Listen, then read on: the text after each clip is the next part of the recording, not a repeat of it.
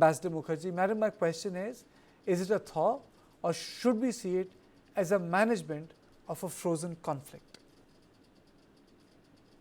I think, Kartikeya, and congratulations for a very intelligent and tricky question. I would stick my neck out and say that it is a thaw, definitely. And why is it a thaw? It is a thaw because of its emerging global disorder, which means that India has to recalibrate its old position, look anew at its strategic autonomy, and see how it can push forward at its present rate of development to become Viksit Bharat in 2047 by recalibrating, and one of the recalibration's important elements is China. So this is something that had to be done.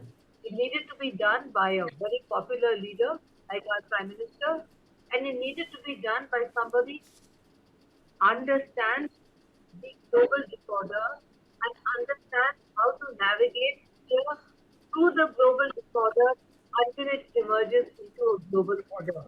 Absolutely.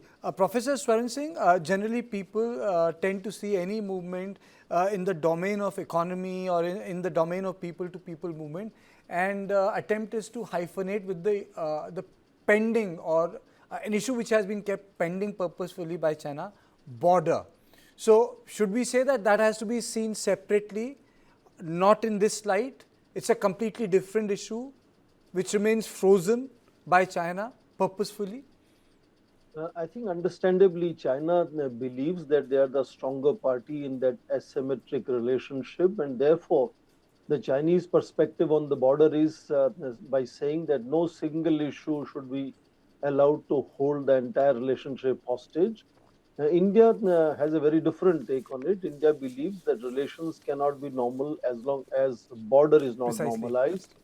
But when you spoke of $1 trillion of trade surplus in first 11 months for the Chinese, one has to remember there's a nearly $1 trillion deficit when it comes to United States. And these two inordinately large-sized economies, 20 trillion on one side and 28 trillion on the other, they themselves have nearly $300 billion of deficit among themselves. And that's not a very stable situation. That's not a stable reality.